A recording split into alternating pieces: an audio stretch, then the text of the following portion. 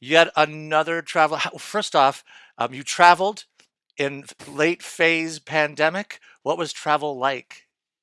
So I was did one trip internationally. It was one weekend, essentially Doha and Qatar, and it was for the Global Security Forum. And the other week was in the United States, at Eradicate Hate Summit, in the wake of the Pittsburgh Tree of Life synagogue shooting. It was on, sequencing it with the 3 year anniversary, of that. And I will just say, going overseas during a pandemic and even the tail end can be quite intense. A lot of rules in place that hadn't been in place prior to the pandemic.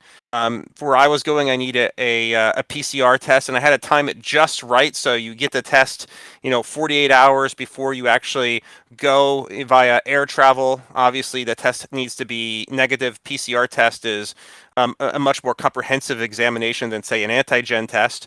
And then you have to, for me, have to have a letter of invite, from the government of Qatar to actually go there, for this high level meeting that I was part of. So I had to get all this paperwork. And then once you're in the country, actually, you have to present it, of course. But also, they require you to download an app, on your phone, that shows whether or not you come in contact through contact tracing, and monitoring you over Bluetooth on this app, whether or not you come across anybody that may have been exposed to COVID-19. So while in country, you have this app, which may be really uncomfortable because the app is actually administered by the Minister of Interior, which is essentially the security service within Qatar. So there's no way around it.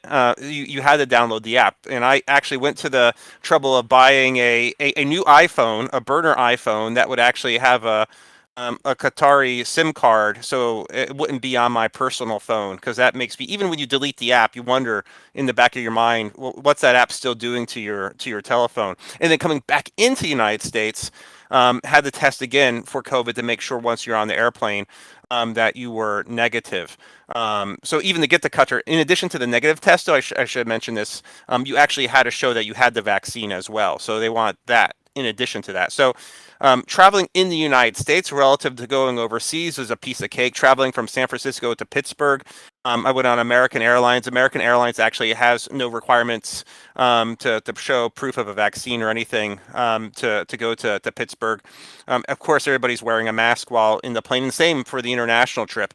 And wearing a mask, I have to say, for a trip that took about 30 hours to get from San Francisco with all the layovers and everything else, yeah, it really was, it's a small mask, but it still wears on your nose after a while, after 30 hours. So, I don't want to wear yeah, shoes for 30 hours, let alone. yeah, yeah. Wearing a mask for 30 hours is not a lot of fun. But switch up the mask every, like 4 or 5 hours, just so it's a fresh mask. And will say the planes were fairly crowded. A lot of people were traveling. I was kind of surprised, both for the domestic trip and the international trip, how many folks were traveling about. And in Qatar, I will say, taking it very seriously, obviously, with the contact tracing and using of the app. The potential monitoring of your activities. Otherwise, for me, it was kind of, you know good in the one hand that they care so much that they want to do the contact tracing, but on the other hand, I was a little uncomfortable with the privacy challenges surrounding it. I want to. That is interesting, and if you be generous to take a moment to share with me some thoughts, more thoughts about that, because in your work and the work of the center where you are based, I bet there's times you wish you could be tracking some of the people wherever they go, who they're meeting with, what they're doing. So what was it like to be on the other end of being surveilled? Oh yeah, yeah. So as a former government person, in particular, as someone who worked on counterterrorism, you would love to be able to know where everybody is that's a bad actor in real time. They willingly have an app open that has that app connected to Bluetooth. I think it's a win for counterterrorism. But on the other hand, being on the outside of that world now and knowing that somebody is doing the exact same thing to you, it's really uncomfortable. Absolutely, 100% uncomfortable. And I think it gave good perspective of how we think about how tools and technology can be used in ways that may have dual purposes, right? On the one hand, obviously, the purpose of trying to make sure COVID doesn't spread and you're not exposed to COVID, or if you were exposed to COVID, that you quarantine and don't infect others. But on the other hand, knowing it could be used in ways to collect information and intelligence about your whereabouts, particularly in states that may have an authoritarian bent, that's really disconcerting. In the United States, obviously, we cherish our privacy, and we're a country that puts privacy rights at sort of the head of the list of amongst the various rights that we have. And as an American, if we were to do something along those lines, I really would worry as a researcher what would the impact be, particularly within certain kinds of communities like the radical right community, who are already, for many, various reasons, whether disinformation or otherwise, are just even reluctant to wear a mask, much less have an app on their phone that that tracks them everywhere. That just wouldn't happen. I think in the United States, it wouldn't go over well, and I think it would lead to a lot of resentment and potentially violence. So let's thank you so much. Really interesting stuff to think about. You brought up one of the things that we're going to talk a little bit about today, which was technology and how it's used and how that information is used by individuals or organizations. And last week, an Intercept article came out. There had been a leak of a list that was compiled by Facebook of tiered threats and organizations throughout the world that they don't even let be on the platform. They're automatically deplatformed, or lower level tiers. They're watching for people to mention them.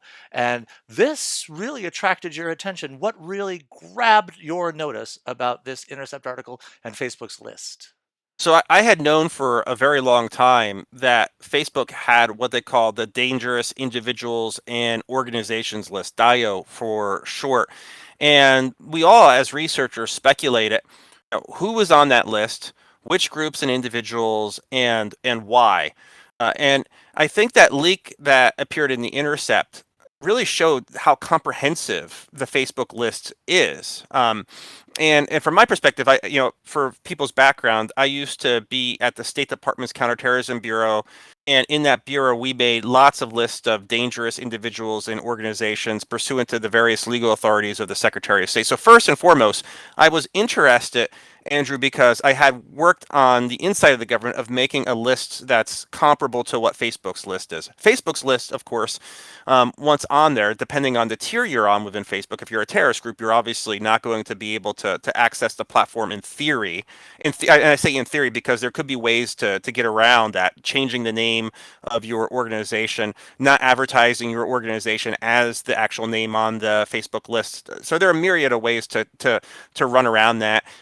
Clearing out your cookies that may have been associated with your computer that was associated with an account that actually had a Facebook page that then later was determined to be a terrorist group, using a VPN or Tor browser. There could be ways to get around the ban. But for me, it was interesting because Facebook's list had hundreds of individuals and organizations. In many ways, was even more comprehensive than the list I've actually worked on as a State Department official who put groups on the so-called foreign terrorist organization list, or individuals and organizations pursuant to Executive Order 13224. Once a person is listed on that list, they're known as specially designated global terrorists. And the repercussions related to U.S. determinations of terrorists leads to an asset freeze. So any assets you may have are frozen. If somebody tries to provide material support to the designated group, they could end up in jail for up to 20 years.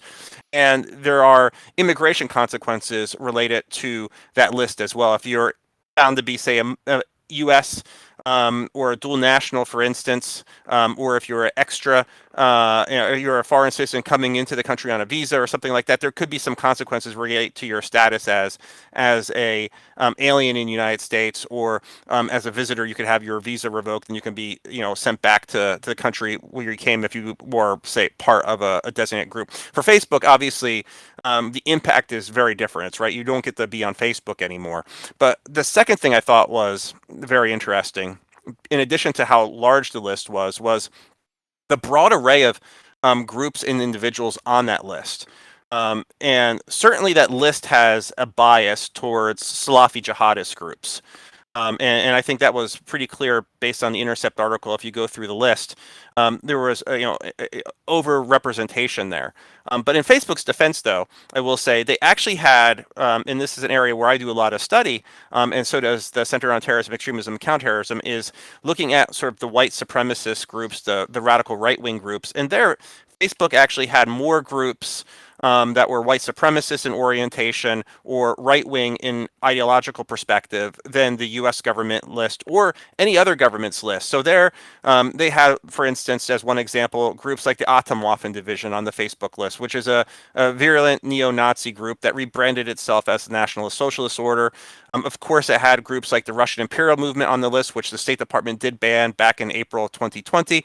But it had many other right-wing actors. So for all the concern and angst I think we have about Facebook, for good reason in a lot of cases, related to lack of transparency, how they may shape algorithms that could voice content on people along the lines that Francis Hagen recently described a few weeks ago, which is very problematic. Putting that aside, though, looking at the list itself, I thought it was a pretty good list. As researchers could actually now understand sort of who's on there. And I think understanding who's on there really gives us a better insight into Facebook decision making as it relates to how it views who should have access to its platform. Now, there's a lot more I think we as researchers would want to learn about Facebook in terms of like what is that process? How does it look like? The Intercept article, had headers essentially saying like terrorist group means this, hate group means that, but it really doesn't go into that process of how Facebook determines who should be vetted to be on that list, right? And who are the actors involved within Facebook or external actors who may be part of that decision making process? Like, where are they getting the information, for instance, to make those decisions? Is it from, academic literature or is it from something else, right? And I think not having those insights provides us less context that we could otherwise have. Intercept provides part of that picture. And I hope in the, let's say, months to come, Facebook will talk a little bit about the process too, because I think that's really interesting to researchers. And when I was in government, I actually made it my mission to describe how the State Department put that list together. Essentially, multiple steps and who engaged along that pathway in that process. And I think it'd be great for Facebook to do that too. So I threw a lot at you, Andrew. I'd be happy to answer follow-up questions because I know there's a lot here to pull apart. We could spend a week talking about that, but there's also links and things that we'll be providing resources so that they can track down. But a couple of things I do want to pull out from there to ask about is this brushes up the topic of open source intelligence versus sort of hoarding some intelligence. And private companies, of course, their proprietary information is where is how much of social media can be used as open source intelligence when they're not giving you all of the information about how these choices are made. Yeah, so that's a really interesting question. And there are probably accesses to information that Facebook has that may be behind paywalls, for instance, that help shape the determinations made. And a lot of this is speculative, of course, right? But there are a lot of companies who collect information, they would call SOCMINT, social media intelligence. And sometimes social media goes away and disappears, but these companies do a real good job scooping up the information and keeping it, and then they keep it behind their pay sites, right? And there's a one group, for instance, called Site Intelligence that is often online collecting information in multiple languages before it disappears off the internet or off that social media site. And I know there are a number of companies, social media companies and others, that may actually pay for these subscriptions to get the information and the raw information that these other companies may possess that help inform these decisions, right? And this might factor into why a group or individual may be on that list, but it no longer exists in that online world anymore. And of course, while we have the names of individuals and groups on the Facebook list, we don't have the underlying basis for them being added to the list. Let me And ask it you, I'm could going be, to jump yeah, in right there because that's an interesting thing. I'm a person in power. I have a personal enemy that I've got a grudge against, and I have the leverage to say, hey, Facebook, I want this person on your list. And Facebook, if we don't know how to make those decisions, it could be it, that could be a big deciding factor. I'm going to put your enemy on here because you're my friend and you've convinced me to do that. Is that a concern of yours? So, what actually less individual specific to me as opposed to government specific, because governments could actually try to pressure Facebook, for instance, to take action by banning a group that it doesn't like because of perhaps political reasons, to be added to the Facebook list. And then how's Facebook like respond to that pressure, right? That could come from, say, the Egyptian government, just as one example, who may want to say, put the Muslim Brotherhood on your list of terrorist groups.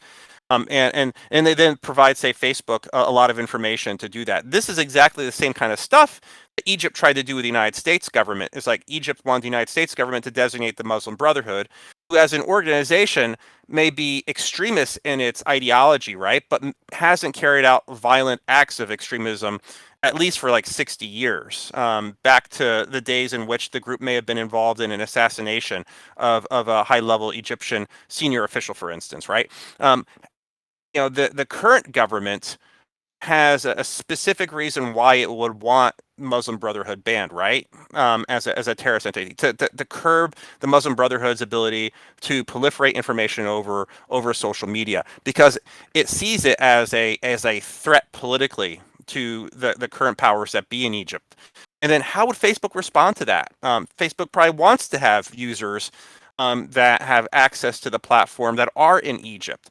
But what if Egypt says, well, we're going to ban Facebook unless you do this? And that cuts into Facebook's ability to grow, because what Facebook wants is to hit that 3 billion user mark. And if they're essentially blackballed from operating in a country, because that country doesn't like Facebook's fact that they don't, say, label the Muslim Brotherhood as a terrorist group, that could have impact on Muslim Brotherhood, on free speech, on legitimate forms of speech. So from my perspective, then it really becomes incumbent upon the platform to really communicate with the world and researchers, because Facebook is something beyond the contours of Egypt, and it should always be something that isn't held captive to authoritarians. Facebook has that responsibility, I think, to talk to us as a public about what it's doing on those kinds of decision making possibilities, and what was released by the Intercept doesn't really provide us that granularity. The one thing I will say about the Facebook dangerous individual and organization list, though, is that I didn't see, for instance, on that list the fact that all the Uyghurs are automatically listed as a terrorist group. Nor did I see, the Muslim Brotherhood added on there. So it does look like they're making decisions about not essentially perhaps kowtowing to the views of authoritarian regimes and just putting everybody who may be seen as a political enemy on that list. And I think the reason why we see that is because you do have some really smart and good people at Facebook in their dangerous individual and organization team that are actually real experts who actually know about terrorism and counterterrorism, and actually will be sensitized to making decisions in a way that is not going to cross that line. Of course, it's not particularly transparent, it's opaque, right? And we can only make these assumptions that they may be getting these requests and they're pushing back because they don't see them as legitimately being terrorist actors. But what when does that line become crossed at some point? And it could be crossed at some point, and that's a worry to me. And if we don't understand those processes, if those processes are ad hoc or ephemeral in some sense, that should give us all pause. And that's another reason why it'd be great to see Facebook like really be clear about like what's that process work look like. For me, my old role, Andrew, it's like we had what we call the first step in the process is what we call essentially collecting information. That information request could come from any number of governments. It could come from external governments. It could come from inside the U.S. government, or the idea for the listing could come from within. And I always would tell people like 90% of the time or more it would come from within. And from within means essentially through reviewing intelligence information or unclassified information. And then what you do next is you develop an equity check in the US process and share that equity check, which is essentially the who, what, when, where, why of that group with other agencies. So they're familiar with what the State Department or the Treasury Department, whatever the case may be thinking about in that space. And then you go through the next steps of the process. And I would always outline for people interested in like, here's the step-by-step process that we use. Now, we couldn't always, of course, say like this is a piece of information in every case that we use to designate the group, because a lot of this is classified information. Whenever we did a public listing of an individual or a group, we would have a press release, we would have a Federal Register notice that is published in the Federal Register notice that has key details about the listing. And of course, Facebook doesn't do that, right? In some cases, they'll do it and announce that they're banning all of QAnon from the platform, and they'll take a very kind of like public-facing approach to a big act, like removing all QAnon from the platform. But like, we certainly haven't seen it, you know, like 500, 600 examples of that, right? A lot of these listings that we saw on the Intercept piece we're just learning about now, and there weren't big announcements by Facebook like they did with QAnon. So I think having some kind of consistent process at Facebook about when groups or individuals are listed could be helpful. There's a counterfactual to that, of course, though, too. And it is that if you advertise that you're putting all these groups on the list, it could make it easier for those that are on the list to try to navigate and know that they're banned. They should probably know if they had something and it was eliminated, but they now know to be careful and to perhaps think about changing their names. And this is something groups have done historically to get around sanctions that governments put upon them. Same thing could hold true with Facebook, right? So that's a downside to having something that's advertised too. So it's not as simple as we should put everything out there and we should all understand how it's out there. There are these other things people should be aware of as to why maybe Facebook was a bit more private about it. That the name change thing calls to mind a story I heard a couple of weeks ago about the Oath Keepers and how they changed their name of their group to the Oath Keepers relatively recently, and a leak of a list of members of that organization that reporters sort of reached out and cold called and be like, "Are you a member of the Oath Keepers?" Or like, "I paid 1 year of membership," and things like Yeah. that. How do these groups rebrand internally? Do they send out a newsletter? Is it just like, don't use that name on Facebook or on social media anymore?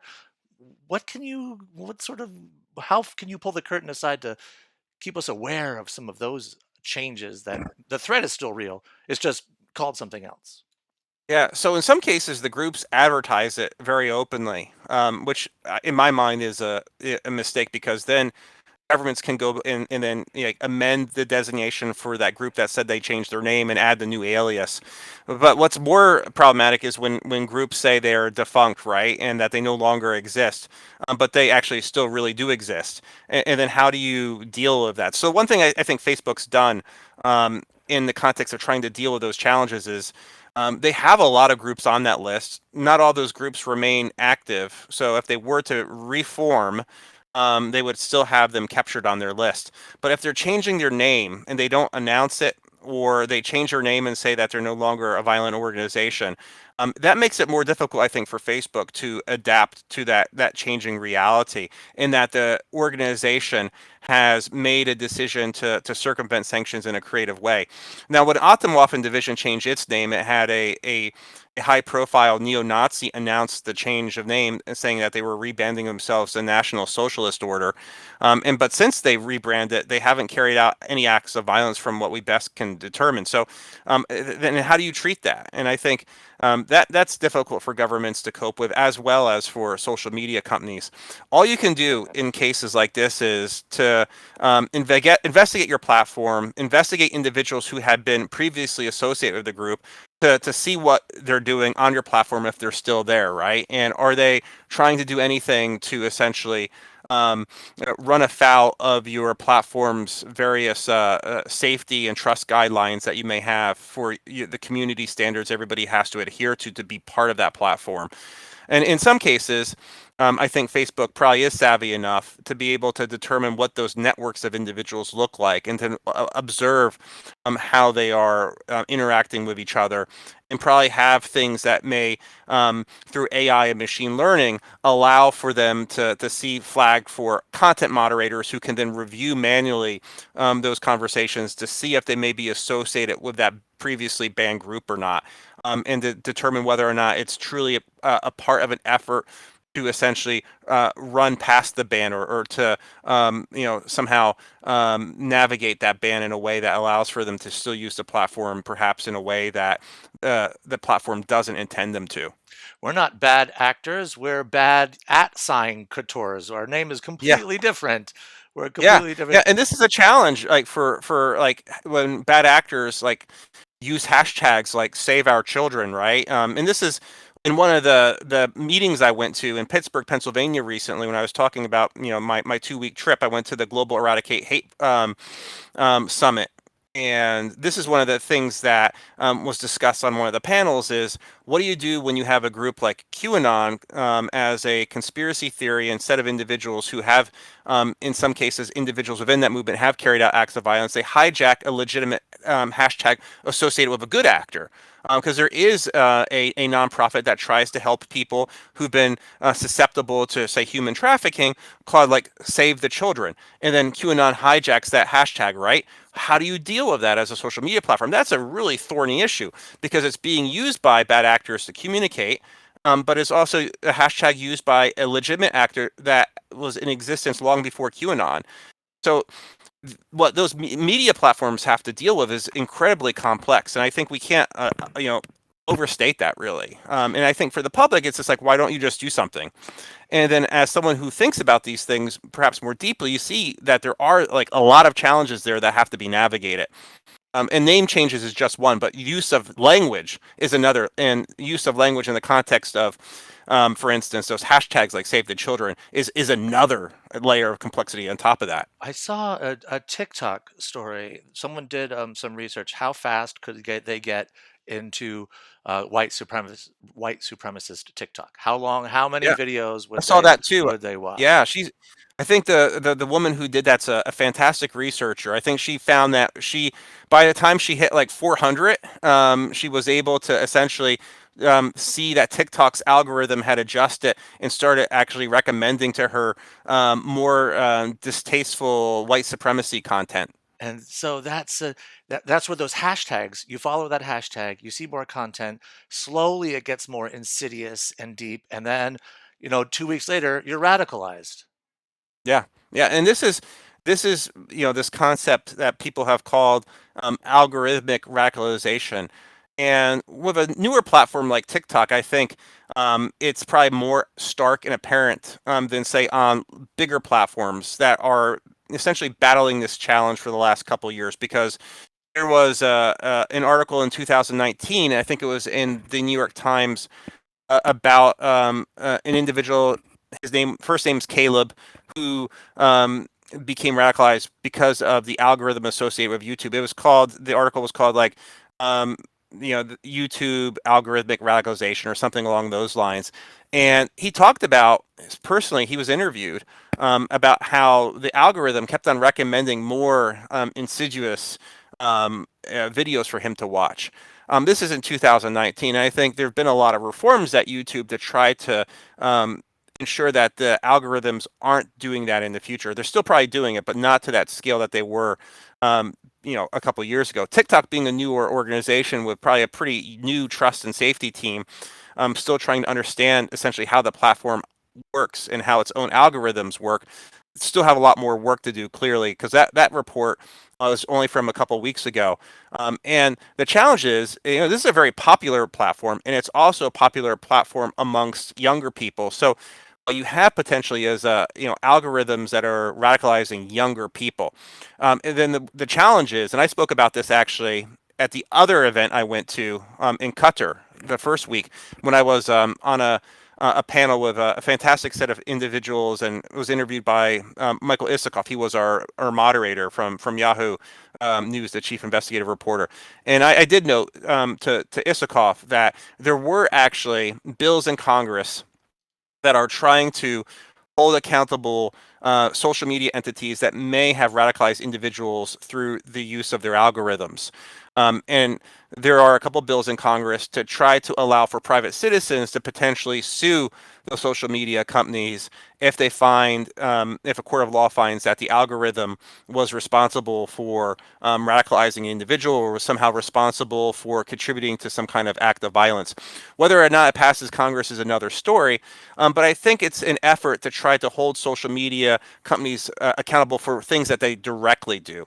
I think it's always going to be difficult to hold social media companies responsible for things people do on their platform, but if they're doing something very specific, like their algorithm or their machine learning tools are just fomenting toxic material, that's another question altogether, right? So I think in this world of how do you hold social media companies accountable, I think we have to look precisely at what they're doing that could lead individuals to radicalization. Of course, that could be very difficult to prove because why people become radicalized is very complex. It just doesn't happen in the online spaces, right? There could be other variables or factors in real life that might be contributing to that as well. So this is a tricky space to navigate.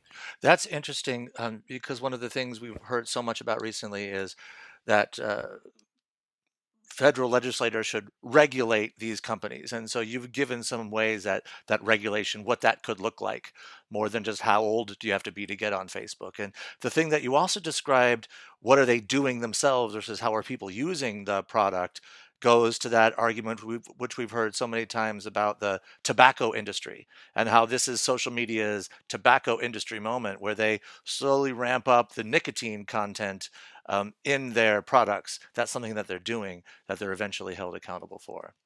Yeah, and I think some of that came out with the Hagen, discussion and testimony before Congress that there are efforts among social media companies to try to get people addicted, sort of the dopamine effect, to try to like want to like always go for that Facebook or Instagram hit.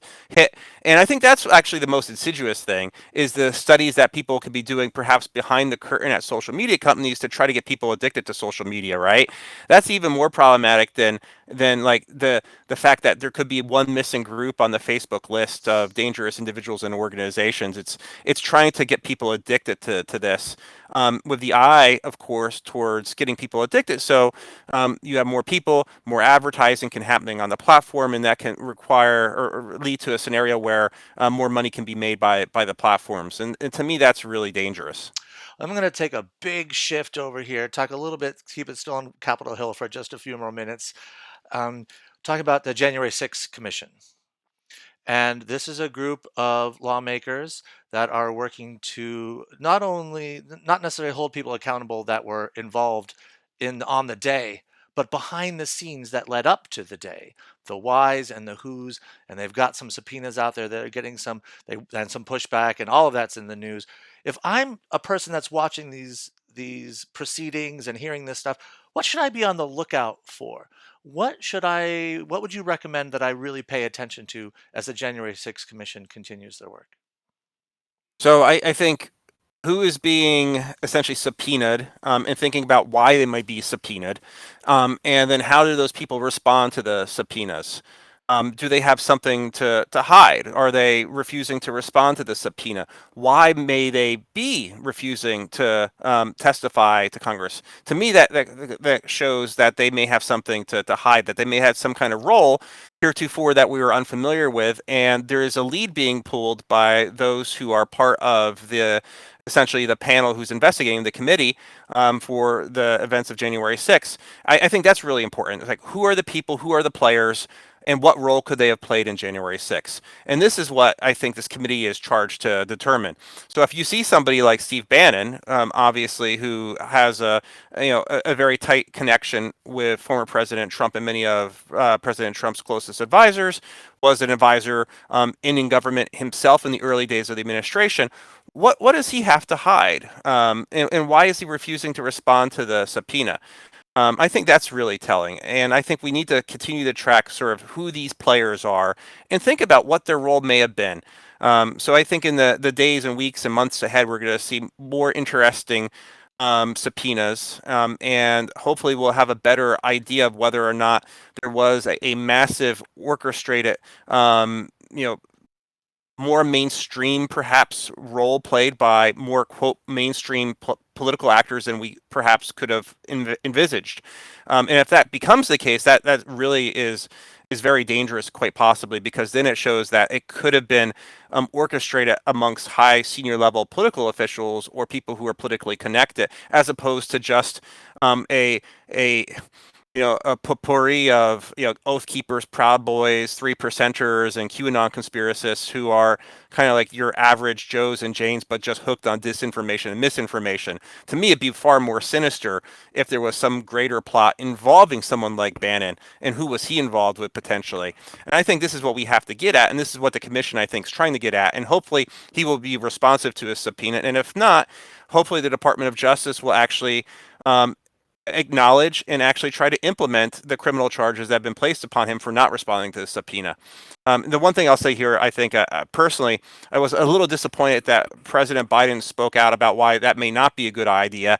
I think the Department of Justice needs to make decisions related to these kinds of issues without political pressure. And I think that was one way, unfortunately, I think that Biden may have put some pressure, whether inadvertently or advertently, on Department of Justice as it's thinking through the congressional request to criminally, essentially, indict Bannon for not responding to that subpoena. So I think the process shouldn't be politicized. Of course, others, on the other hand, will say, well, the process is politicized from the beginning because there isn't a bipartisan commission that is investigating this. You just have essentially this being moved forward by the Democratic political party. And I think in a lot of ways that criticism holds, but that criticism is responsible, I think, in many ways because of the decisions made by McCarthy not to really play an active role in creating that bipartisan commission. So in the end, I think it's the Republicans' fault for allowing things to proceed along the pathway they have so far. The last question I have for you, and again, thank you so much for taking time today, right when you get back, is we're starting to see sentences being levied against people who were convicted of participating in the January 6th insurrection. And I know that you think a lot about laws and holding people accountable for those actions. Are those sentences strong enough? Do they send a strong enough message, or are they a slap on the wrist, in your opinion? So far, I think generally they've been what I would characterize as a slap on the wrist, particularly if you think about terrorism related prosecutions in the United States over time. For the most part, terrorism prosecutions have focused in the United States on individuals who have been associated with ISIS or Al Qaeda and provided material support to those kinds of groups. And material support charges or support to groups like ISIS and Al Qaeda generally lead to 20 years in prison. We haven't seen anybody charged and prosecuted for anything near 20 years in prison. And I would think even those that are being charged with conspiracy, the most serious of charges, and that includes like about a dozen individuals associated with the Proud Boys, Oath Keepers, Three Percenters. I'd be surprised if they get 10 years in the end by the time their actual trials culminate. So I don't think it shows so far at this point serious enough, significant responses by the government in the charges. And I think that could diminish what would have hoped to have been a deterrent effect by having more significant time behind bars for some of these individuals. Some of these individuals will never spend any time behind bars. And in some cases, that's right, right? You have 650 individuals, not all of them engaged in, purely violent activities. Some people were just following a crowd probably, and some of them probably shouldn't be behind bars because not every person should be judged exactly the same way in the context of what happened on the 6th of January. But there's certainly a lot of individuals who went in there with malevolent intentions, right? And I think those individuals need to be behind bars, for a pretty significant period of time if everything we're talking about related to January 6th is going to have any kind of deterrent effect. And I really hope we do have some kind of deterrent effect here on future people who may be thinking about carrying out acts of violence associated with what we saw on January 6th. So far, somewhat disappointed. Perhaps we'll see some conspiracy charges that could have a deterrent effect, but I remain somewhat, I guess, less than optimistic about that possibility. Jason, thank you for taking the time to chat with me today. Welcome back to your office, to California, to your students. I'm sure they missed you and are looking forward to interacting with you. And we'll check in again in a couple of months. Unfortunately, there will always be stuff like this to talk about. Absolutely. Great talking to you, Andrew. Take care. Thank you.